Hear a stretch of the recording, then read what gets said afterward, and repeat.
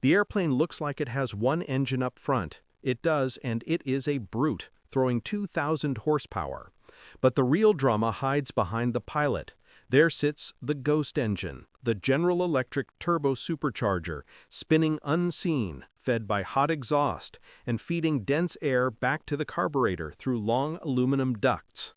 When that ghost hunts, the boost gauge dances and the cylinder heads pay the price. You cannot punch a sky like this with a sick heartbeat. The pilot kills the magnetos, the prop slows, steam and smoke curl. The crew chief is already flat on his back under the fuselage, sliding on wet boards toward the lines that snake to the ghost.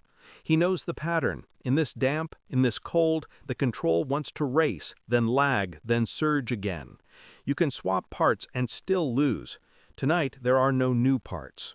So he pulls a small brass plug from his pocket, a piece he machined from scrap at the bench, and holds it to the light. In the center is a pinhole no wider than a wire. He breaks a joint in the little pressure line that tells the system how hard to push. He slips the orifice in and tightens with cold hands. Metal clicks. A soft hiss answers. It costs next to nothing, less than a hot meal, and yet it will change the way this ship breathes. They bring the pilot back to the wing route. He watches the crew chief's eyes, looking for doubt. There is none, only the quiet focus of a man who has spent too many nights in this fog. The pilot nods, slides back into the cockpit, and points to the gauge that rules his nerves. Boost.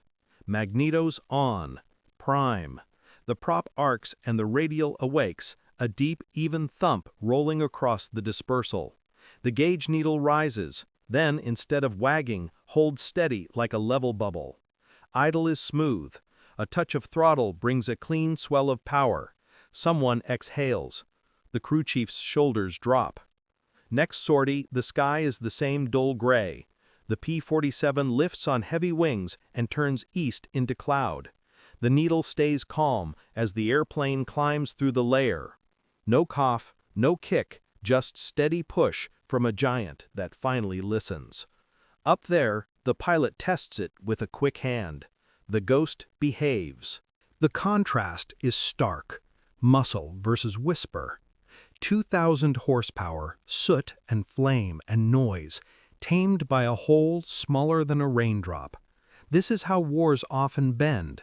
A detail no one can see on camera, hidden under a belly streaked with oil, becomes the difference between turning back and pressing on. Word spreads the way it always does, by nods, by a borrowed drill bit, by a scrap of brass passed hand to hand. At the bench, men with dark fingernails make the same pinhole and tuck it into a line that runs aft to the ghost. They do not sign the fix. They test, then fly. The measure is simple. Does the boost hold? Night returns fast in this season. The field goes quiet except for the slow tick of cooling metal. The pilot finds the crew chief by the tool cart and clamps a hand on his shoulder. No speeches. Just a look that says tomorrow is possible. The air tastes of fuel, and for once it doesn't taste like fear. On paper, the manual insists the system will regulate itself. In practice, fog and frost turn neat diagrams into noise. The orifice slows the rush, smooths the swing, and gives the controller time to think. It is not pretty. It is not official. It works. If this sounds too simple, that is the point. Big machines obey tiny signals. A pinhole can redraw the fight inside an engine. A 40-cent fix can save hours of labor, a handful of planes, and a few lives. That is the math on a cold ramp far from home. Stay with us. We will show exactly how a field hack tamed the ghost and how fast the idea runs down the line of Thunderbolts. We will open the airplane and follow the air, from the cowl to the cockpit to the hidden heart aft of the seat. There, in the steel and the ducts, the story makes sense. To see it clearly, we have to step inside the machine and follow air. One engine roars, another whispers. Pilot C1, mechanics serve 2. To understand the fix, you have to see the machine from nose to tail. The P-47 Thunderbolt is a 15,000-pound brawler built around the Pratt & Whitney R2800 double wasp up front and a second, unseen engine in back, a GE turbo supercharger that spins at tens of thousands of RPM. Exhaust drives a turbine. The turbine drives a compressor. More than 16 feet of duct carry dense air forward to the carburetor. On the ground, it looks like plumbing and sheet metal. In the air, it acts like a second heart. Up front, the visible power plant is loud, hot, and easy to love. Everything about it says strength. Behind the pilot, the hidden power speaks softer. It is the ghost engine, tucked in steel frames, taking what the big cylinders throw away and turning that waste into pressure. That pressure is called boost, and it is measured on the panel with a clean, unforgiving needle. It makes a heavy fighter breathe thin air like it is sea level. The path is long and simple to trace. Hot exhaust leaves the cylinders and meets a valve that decides how much energy to send through the turbine and how much to let go. We call that valve a waste gate because it dumps what is not needed.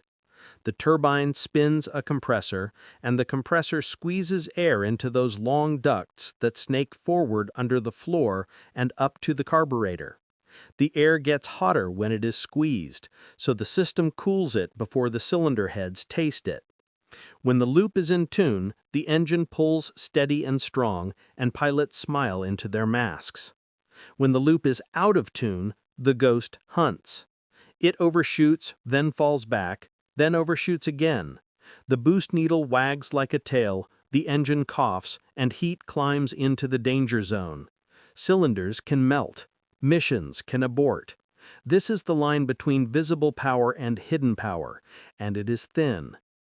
Pilots call the airplane the jug and swear by its toughness. They walk to a ladder, climb in, and face a clean set of dials. Their job is to fly and fight. Ground crew live with the parts that make that fight possible. They feel every clamp and safety wire with numb fingers. They listen for a hiss that should not be there.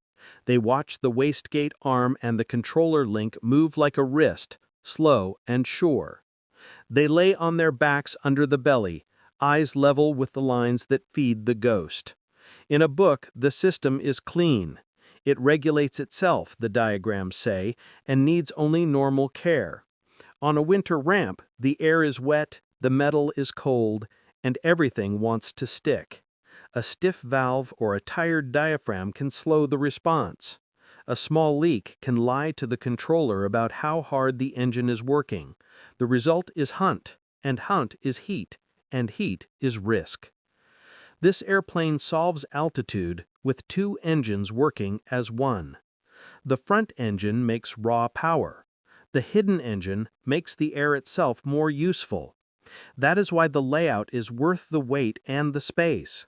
It gives a heavy fighter the lungs to climb high, carry deep, and still come home beaten but alive. Pilots feel the benefit in the stick and the seat. Mechanics shoulder the burden in the mud and the dark. The contrast is real and daily. Visible power plant versus hidden power. Pilot glamour versus ground crew burden. A pilot climbs down after a mission, pats a cowl, and tells a story about flak and cloud. A crew chief wipes hands on a rag, looks past the prop, and thinks about the long line of air from tail to nose. He knows every bend and clamp not as a diagram, but as a place his knuckles have bled. He knows that more than 16 feet of duct is a promise and a threat.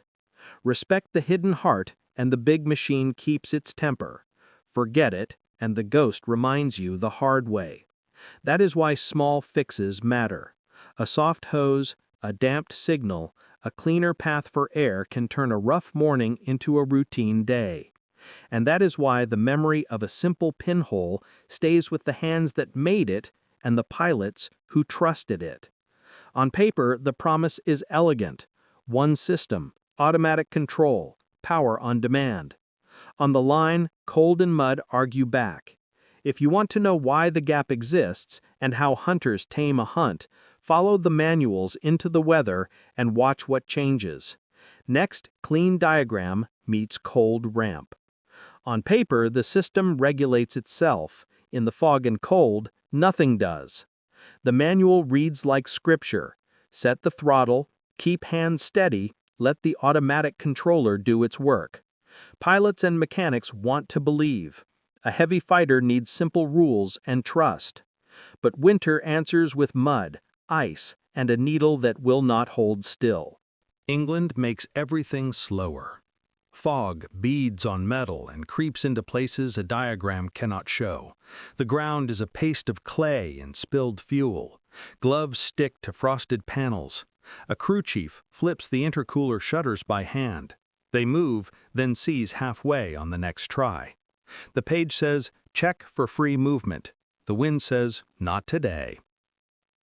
Up high, the truth shows itself. At 25,000 feet, the outside air is thin and bitter.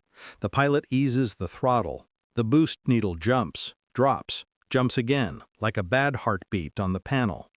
The engine coughs. Cylinder head heat moves the wrong way. The pilot pulls back power to save the metal and drops his nose, then turns for home. He hears the radio fill with clipped words and code words he cannot join now. He knows his empty space will open a hole on the escort arc. He watches the temperature climb slower, then settle as the needle steadies at a lower number. Safe, but only if he babysits it. He keeps the climb shallow to stay high enough to cross the water, low enough to keep the ghost from hunting. On the way home, the big fighter feels heavy and honest. It's a truck with wings, loyal if you're gentle. He runs a mental checklist by feel. Mixture rich, props set, watch the gauge. He keeps thinking about the moment the needle snapped, the little red line that flickered in the corner of his eye. He thinks about the men back on the ground who will ask him exactly how it moved and when and why he touched the throttle. The field shows up as a bruise in the mist. He breaks into the pattern and keeps the power modest. The breath in his mask is loud. The flare feels long. Tires kiss wet concrete. A crewman in a scarf runs with chocks and a hand up. He tracks the boost needle all the way to rollout. It lies there, finally quiet, like a cat done with a fit. On the hard stand, heat pours from the cowl in waves that smell like a hot iron. Ground crew jog to their marks. A fire guard stands with a red can and a stare.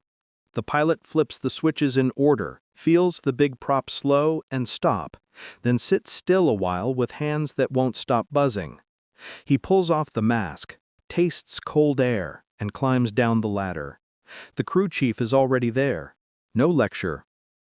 Just eyes that read his face and then the gauges. The pilot takes a breath, reaches into his pocket, and presses a scuffed lighter into the crew chief's palm.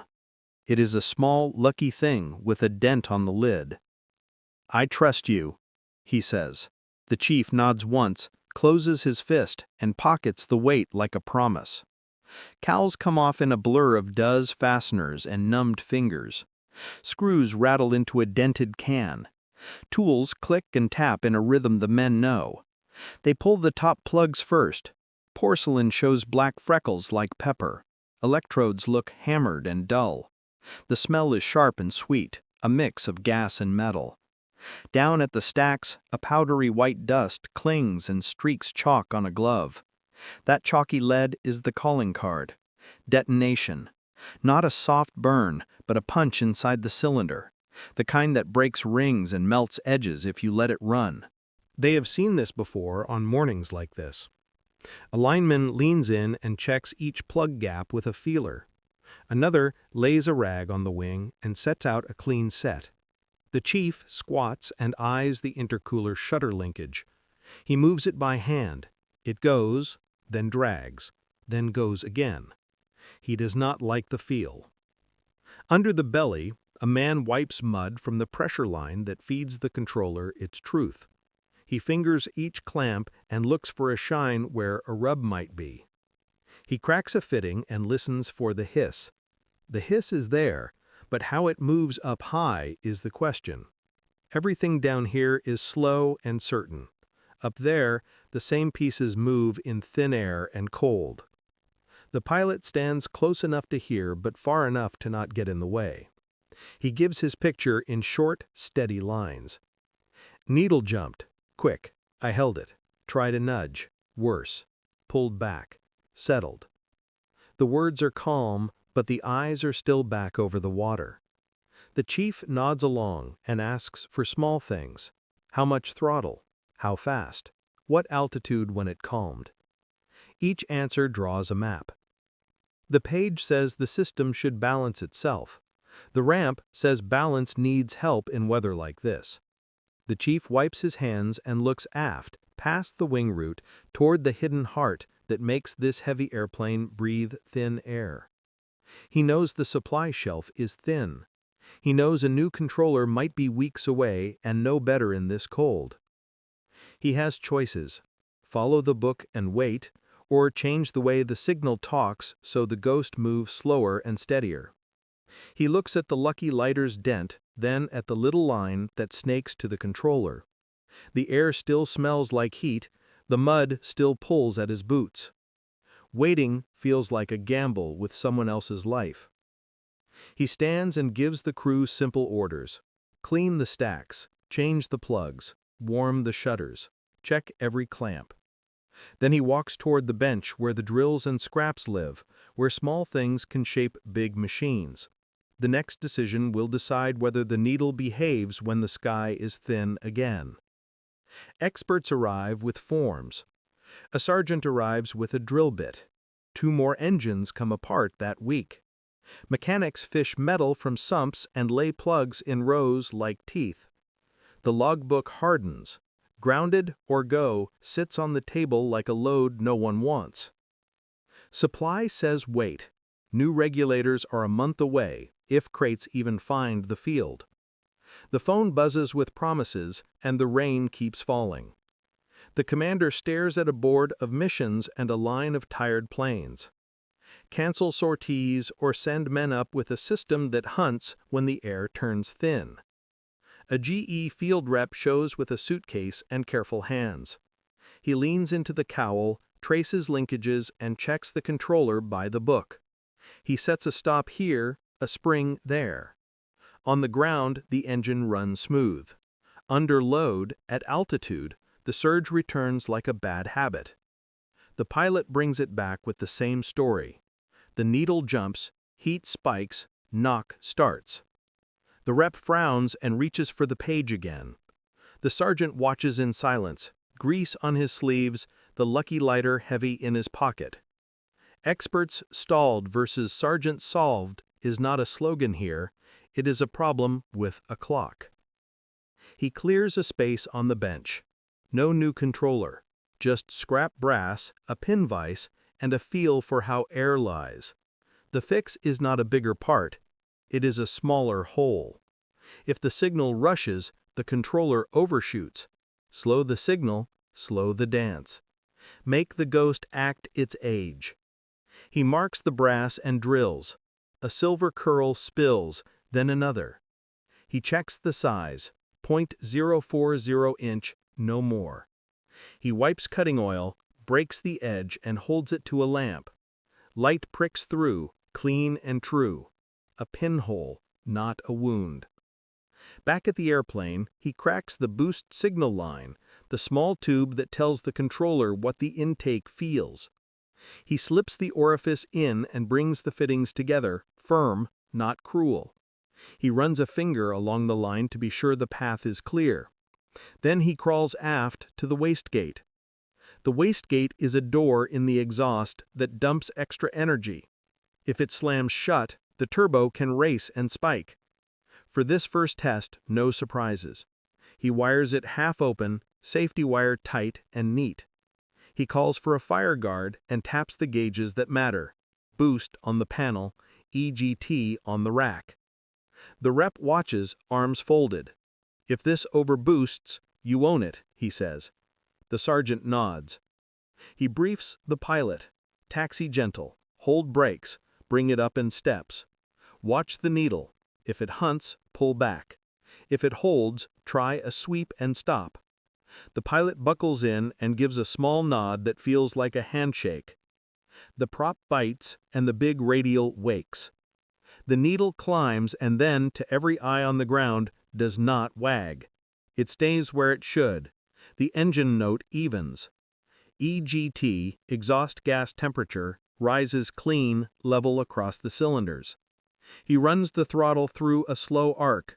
The line stays smooth. "Let's fly the pattern," he says on interphone. They know only air tells the truth. The tower clears him. He rolls, lifts, and tucks the gear. The jug climbs into a pale hole in the cloud. Ground crew look up, hands in pockets, pretending not to count seconds. The rep stares at the gauge cart like it owes him money. Up there, the pilot does what he could not do last week. He nudges, waits, sweeps, waits. The needle obeys. No kick, no chase. EGT bars hold at power that used to make them saw. He turns downwind with room in his chest for the first time in days. "It feels like a different engine," he says, and the crew chief closes his eyes for a beat. He lands and taxis in, canopy still closed from habit. He holds 2 fingers up, level and steady. The grin is small. On shutdown, the tick of cooling metal sounds like rain on a roof.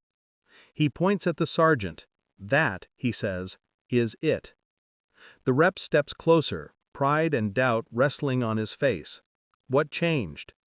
The sergeant answers in short words.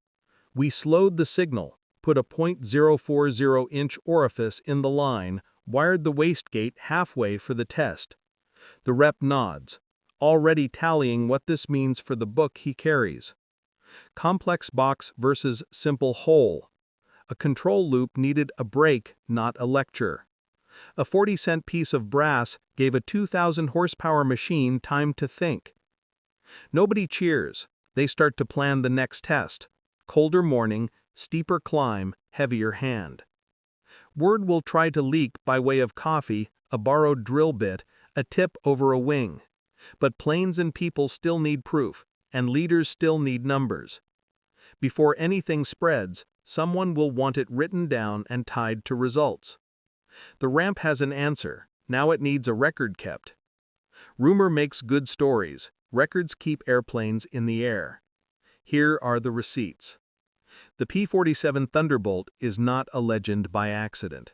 Production totals reach 15,683 airframes, built from 1941 to 1945 by Republic Aviation.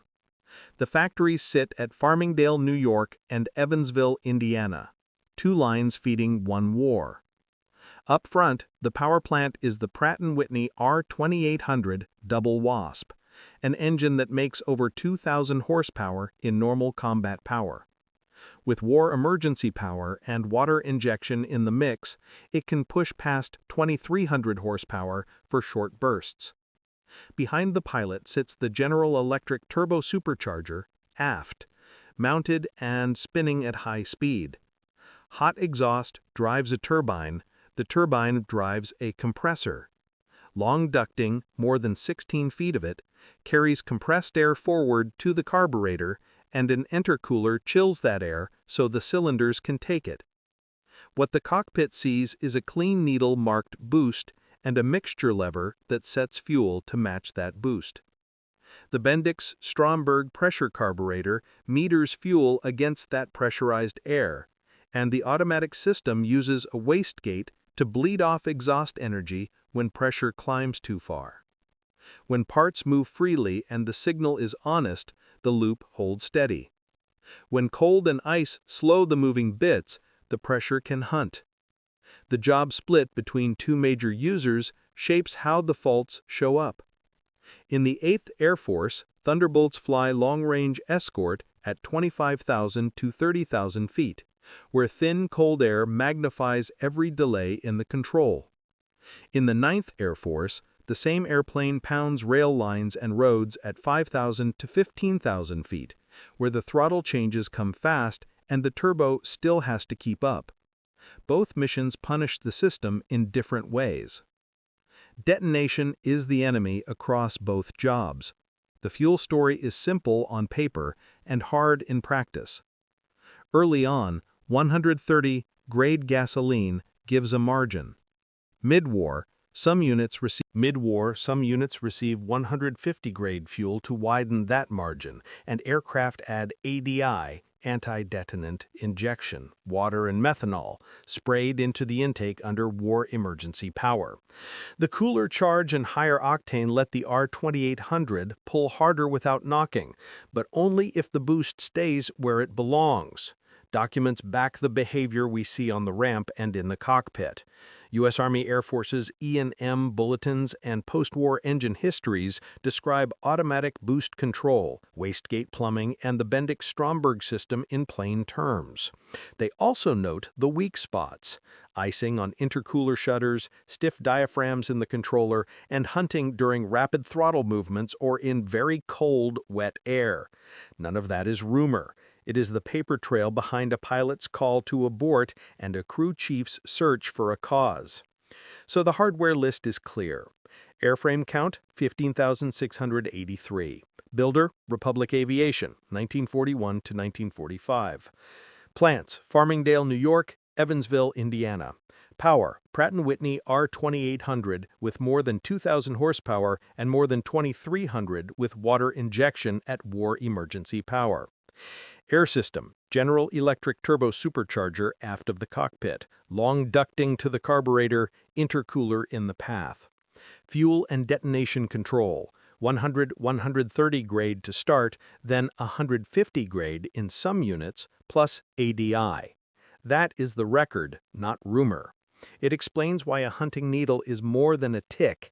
It is a chain of parts, distances, and temperatures that must agree. When they do, the Thunderbolt is muscle. When they do not, a flight turns back. With the baseline set, we can measure a tiny brass orifice for what it is, a break on the loop. Now we take it upstairs and prove it, for keeps. Orders stack up, a pinhole answers. The group commander wants proof, not stories. 3 P-47s will go up and settle a fight between a complex plan and a simple fix. It feels like a trial. One airplane is bone stock, no changes. One wears the GE field rep's careful tweak on springs and stops. One carries the sergeant's tiny brass orifice in the boost signal line, a .040-inch pinhole that slows how the controller feels the world. Ground crew check clamps with numb fingers. Pilots nod through the brief. If it works, they keep flying. If it fails, nobody is surprised. Engines start in a staggered chorus. Prop arcs flash pale in the winter light. The air smells like fuel and frost. A fire guard turns his head as the first jug taxis. The sergeant touches the lucky lighter in his pocket and watches the boost gauge on the cart. The GE rep folds his arms and watches everything. The tower clears them. One by one, the Thunderbolts roll and lift, heavy and steady. Gear tucks. The formation points east and begins the long climb. Inside each cockpit, the ritual is the same. Oxygen on, mixture set, eyes split between sky and instruments. The pilots say little. Let the needles talk. At 24,000 feet, the world turns thin and sharp. Contrails start to stitch the air. The commander's voice is a calm thread on the radio. Test at this level. Stock ship. First sweep. Slow throttle. Report behavior. The stock pilot answers copy. He eases the lever forward a hand's width. The boost needle jumps high, falls, jumps again. The engine coughs, a dry, angry sound. Exhaust gas temperature climbs in a quick, uneven rise. Oscillation, he says, backing down. He steadies the throttle at a lower setting and waits for heat to slide back into a safe band. He can feel the airframe shiver with each hunt. GE tweak, your turn. The second ship breathes better. The first sweep looks clean. Then a smaller wobble arrives, like a dog testing a leash. Improved, but still hunts, the pilot calls. EGT creeps, not spikes. It is better, not good. He tries another sweep. The needle overshoots, corrects, overshoots less. Manageable, not stable. Heck, Jug, go! In the third cockpit, the pilot rests 2 fingers on the throttle and moves it in a slow, steady arc. The boost needle rises and lays still, hard as a level. He arrests the movement, then pushes farther. The needle follows and holds. "Flat line," he says, almost even. He tries a faster sweep. It stays flat. EGT climbs smooth and parallel. No sawtooth, no stutter. He rolls a touch of RPM to test the mix of prop and manifold pressure. The line is steady like a calm breath. Below, heads tilt toward the sky as if the crew can see the needles through the metal. The sergeant listens to the clipped calls and lets a breath go. The rep scribbles on a pad he brought up to the dispersal, then stops scribbling to listen harder. The stock ship makes another pass and wags again. The tweaked ship behaves, then twitches. The hacked ship does not twitch. "Repeat sequence," comes the order. They do. Results match. Stock, oscillation, and heat. Tweaked, reduced hunting, still there. Hacked, stable boost across throttle sweeps and RPM changes. The call is quiet and final. "Conclude test, descend and recover." 3 contrails bend home. On approach, the pattern looks normal, which is the point. The tires roll on wet concrete. As the hacked jug turns off, the pilot's hand lifts from the cockpit with a small, flat wave that says it without saying it. On the ramp, cooling metal ticks. The sergeant meets the pilot at the ladder. No speech. The grin is small, the eyes clear. Debris is chalk and coffee and lined paper. The commander keeps it brisk. Stock behavior, oscillation at 24, EGT spike. GE adjustments, improved response, residual hunt. Orifice install, stabilized response, smoother EGT under identical profiles. The sergeant explains the idea in a sentence anyone can carry. Slow the signal so the controller doesn't chase its own tail. No theory lecture, just what changed and why it works. The words field bulletin make a room straighten. The commander orders one drafted that afternoon, limited distribution first, then wider if repeated tests confirm. The GE rep listens, then nods. He doesn't love that a scrap of brass beat his careful tune, but he can read a graph. He offers to help turn the pinhole into a proper part with known dimensions and clean fit. Pride bends toward doctrine. Within weeks, the deposit sends kits. Not a backyard sliver now, but a proper restrictor and revised control plumbing that do the same job, fit the same line, and carry the same result. Install steps go into a tech order. So does a note to pilots. Avoid aggressive throttle slams at altitude, give the loop a breath to settle. Training picks it up. Briefings start to include a line on how to handle boost in cold climes. Complex plan versus simple fix finds its answer in a handshake between both. The system still matters. The controller is still clever, but the loop needed a break, and the break was small. The hack walks into the office and leaves wearing a badge. Unofficial becomes official. The pinhole becomes policy. Out on the line, I stop chasing the boost needle every second. The ground learns to trust the air again. The crew chief's bench grows a little quieter. The GE rep leaves with notes and a promise to pass them up the chain. The commander looks at the board and sees fewer red flags near power plant. Not all problems end like this. Many fight back. Many demand parts and time nobody has. But this one bent in a way that feels like a lesson. Give skilled hands room to solve the thing in front of them, then capture it so others do not have to learn it the hard way. The victory is not loud. It is a calmer climb and a pilot who can spare a glance at the horizon instead of a trembling needle. What happens next is where it counts. Does the change hold in weather worse than today? Does the abort line shrink when mornings turn to ice? Do pilots stop nursing the throttle and start fighting it like they mean it? The answers show up on the ramp, in logbooks, and in the quiet between takeoff and rendezvous. We go there now, where numbers meet lives. Winter is supposed to chew engines and men, instead the needle holds steady. Attrition is the rule everyone expects. Control returns in quiet, measurable ways. Cold mornings still bite, but they do not steal as much. The line crew wheel carts through fog and run hands over clamps without dread. Start, warm, taxi, run up.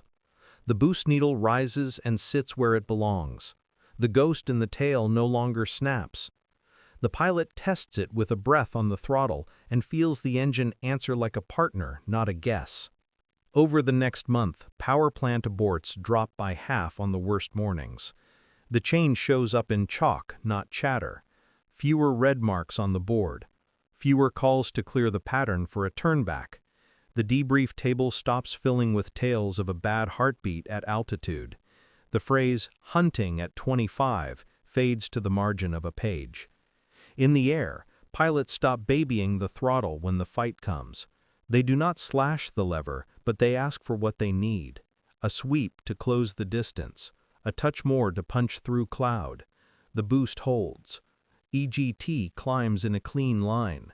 Eyes move back to the horizon, to a wingman's position, to the band of bombers they are there to guard.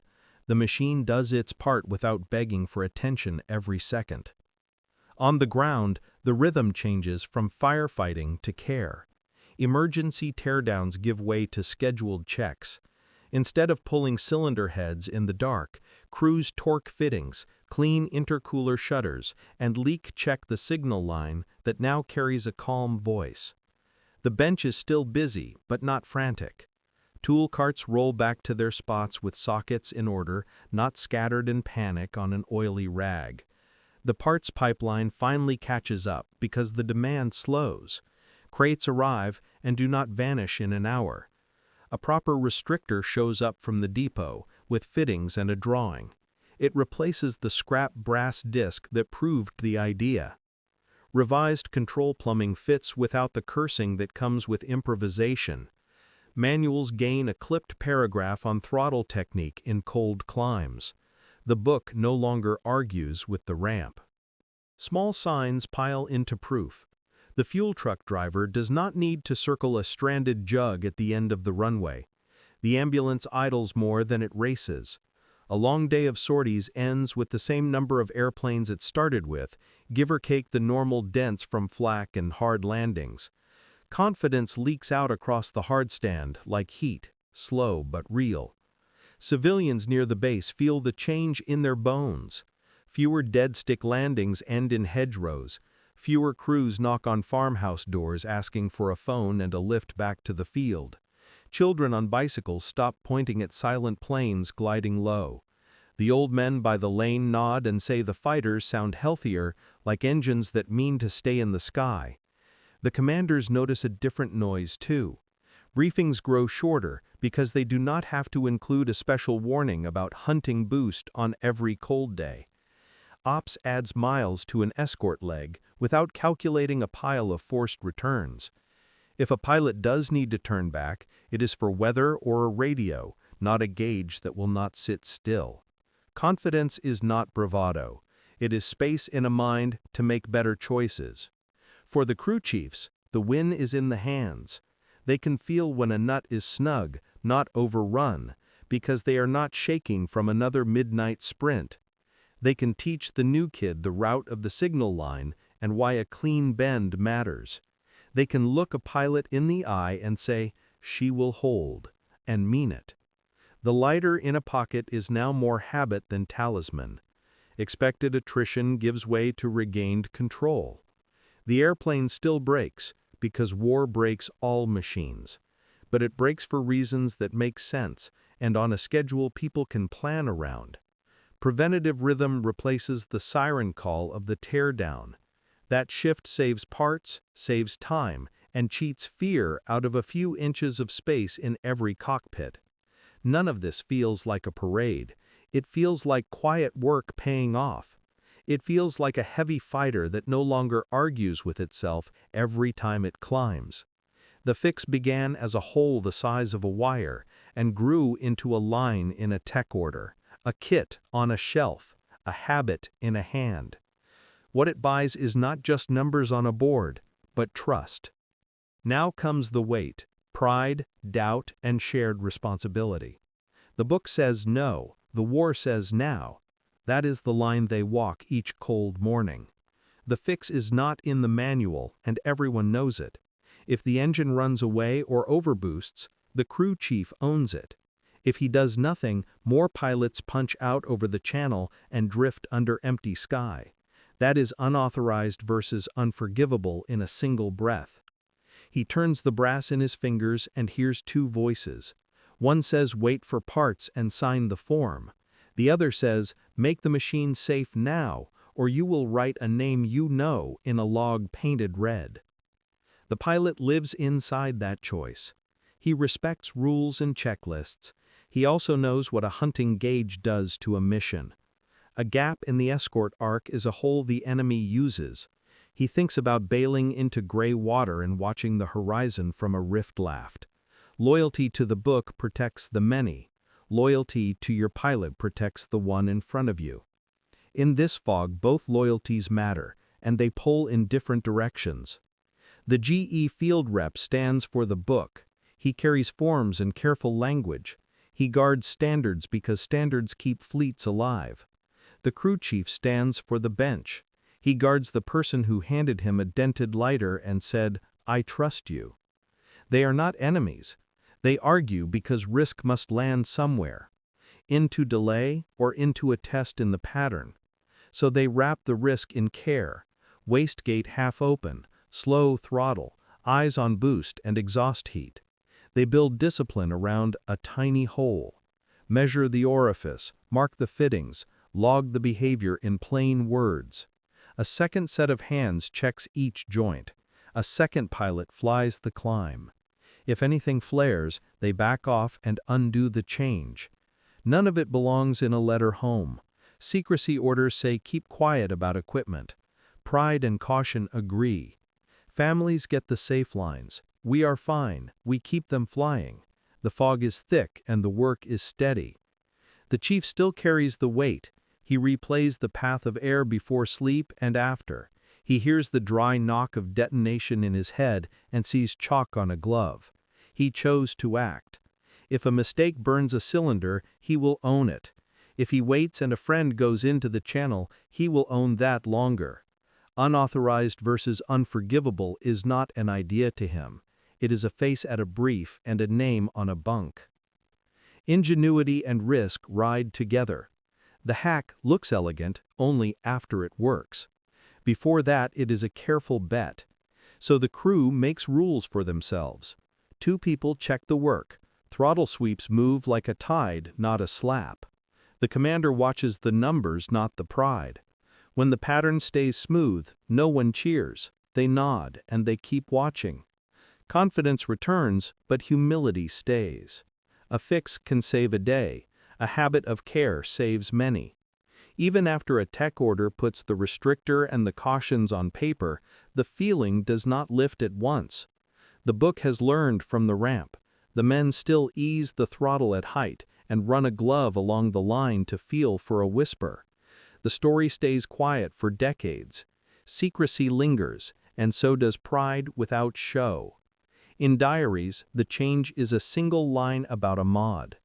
In talk over coffee, it is a shrug and a nod.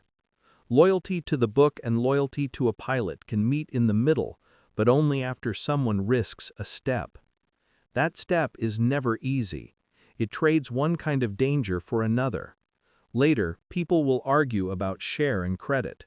Was it the restrictor, the fuel, the weather, the training, or all of it together? That debate is healthy. What matters on this ramp is simple. A small piece of brass turned fear into control. Now the numbers will tell how much. Logs, sorties, and quiet mornings will carry the proof, and the voices that doubted will weigh it with care in time. One brass pinhole earns a cheer.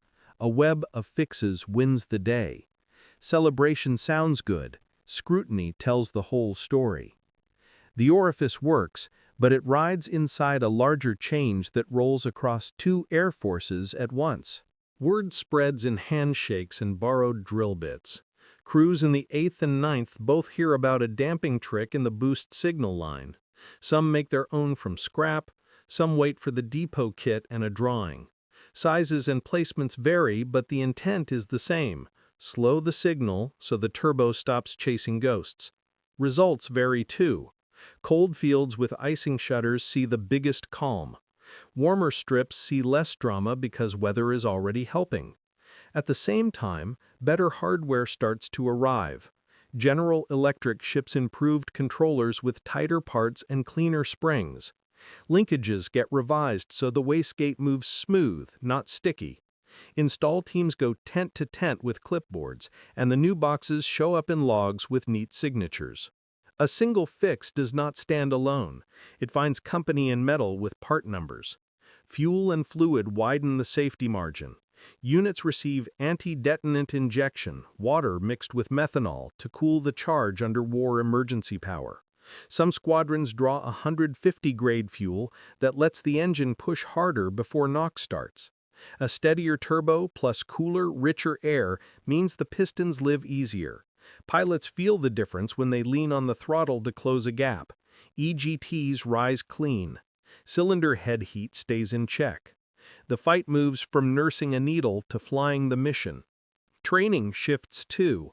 Briefings pick up a line about throttle technique at altitude. Hands learn to sweep, not slam. New pilots watch a crew chief trace the route of air from tail to nose and explain why the loop needs a breath. A tech order cautions against aggressive moves in thin, cold air. Those words are not theater, they save engines by changing habits. So what gets the credit? Here the debate starts. Some historians point to the factory upgrades and the spring thaw. When the air warms and ice lets go, shutters stop sticking and controllers move like they should. In that view, the reliability jump is mostly hardware and weather arriving on time. Others note that multiple units reported surge cures with simple damping, small restrictors, and linkage tweaks even before the kits, and still counted fewer aborts on the worst mornings. Both lines hold some truth. The ramp rarely changes for one reason. Causality is hard because the mission keeps changing underfoot. Ultratasking, the quiet work of code breakers, shifts targets and timing. Logistics smooth out so spares show up faster and engines see better care.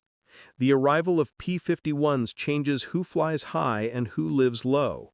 The 8th leans more on Mustangs for deep escort, and P-47s take on more fighter-bomber work where throttle changes are sharp but altitudes are kinder.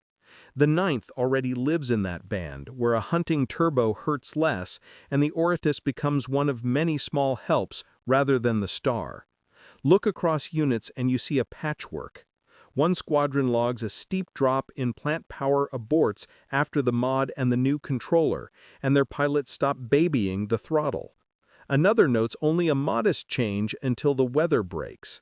A third reports success after a linkage clean and a routing change, not the restrictor itself. The pattern says system, not solo. Dates and firsts are also sticky. Who drilled the first .040-inch penhole? Which group wrote the first field bulletin? Memory blurs, and secrecy at the time kept people quiet. Some wartime papers were tossed, some were misfiled, and some live only as a line in a diary. We flag these gaps on purpose. If you have a unit diary, a maintenance note, or a tech order with a date, that evidence helps pin the timeline and the attribution. It also honors the hands that did the work. It is fair to ask what the orifice buys on its own. It slows the control loop. It makes the system less likely to hunt when the air is cold and the pilot asks for more. It acts as a brake so the wastegate does not overreact. In practice, that translates to steadier boost and smoother EGT under the same hand. But it is also fair to say the best results show up when the orifice meets a fresh controller, warm shutters, proper fuel, and trained hands. The fixes stack, the margins stack, and fear recedes. Single hero narrative versus systems truth is the contrast at the heart of this story. The bench hack matters because it proved a point and forced the book to learn. The factory changes matter because they scaled the lesson and made it safe to repeat. Weather, fuel, and training matter because machines live in air, not on paper. Celebration without context turns into myth. Scrutiny without respect turns into chill. We need both to stay honest. If there is a lesson in the noise, It is this: the fleet gets better when small, local wins are captured and then built into the larger machine. The Ghost was tamed not by pride in one shop or one company alone, but by all of it at once: hands, parts, fuel, weather, and wiser habit. The proof lives in quieter mornings, fewer turnbacks, and pilots who can spare a look from the gauge to the horizon. What follows is not applause, but practice. Do these gains hold when winter bites again? Do they carry into new fields, new loads, new tactics? The answer lives where it always does, in the way people pass on a fix, keep it humble, and make it standard without losing the craft that found it. A forgotten pinhole becomes standard practice. A footnote in a muddy logbook grows into a lesson that outlives the war. The Ghost engine is a control loop. Pressure is sensed, a valve moves, a wastegate opens or closes, boost rises or falls. If that loop reacts too fast, it overshoots and hunts. The brass orifice adds one simple thing: damping. Slow the signal, slow the swing, widen the margin. That is classic engineering in cold metal and fog. You see the same pattern in everyday life. A thermostat that clicks too often wastes heat.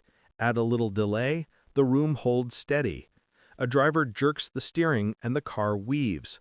Calm the hands and the lane straightens. A tiny break on the signal changed how 2,000 horsepower behaved at height. Today, electronics do what that pinhole did in 1943. Digital engine controls read sensors, smooth the noise, and limit how fast valves can move. Filters and margins keep an engine from chasing its own tail. The idea is the same: measure, compare, correct, then pad the correction so it does not bite back. The word ghost still belongs in the story, but not only in the tale. Modern forces use decoys and drones to throw false shapes onto radar and make an enemy aim the wrong way. Confusion, applied with care, can spare lives. The quiet tool that saves the most is often the one that changes behavior, not brute force. The human lesson is older than any machine.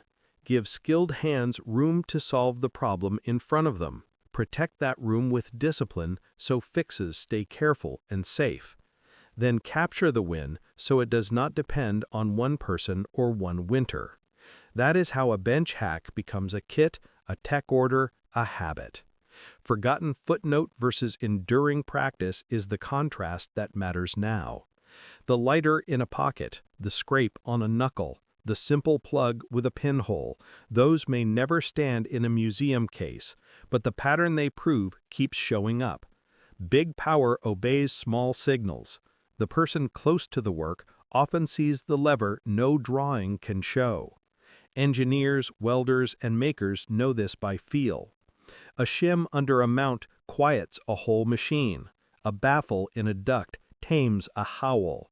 A calmer feedback makes a shop safer.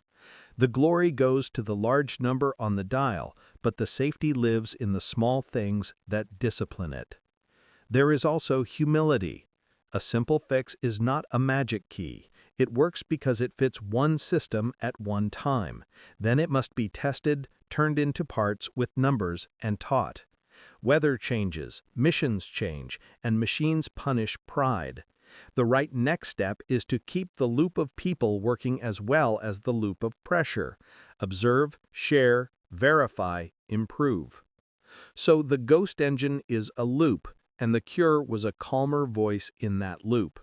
40 cents of brass bought what fear could not: time. Time for a controller to think, a pilot to fight, a squadron to do its job. The code that runs engines today writes that same time into software. Stories like this risk slipping into mist unless the record anchors them. Dates, unit notes, and orders show how an idea travels from bench to book. Credit is shared by many hands, the ones who drilled, flew, and wrote it down. That record matters because it lets the next crew skip the fear and keep the craft.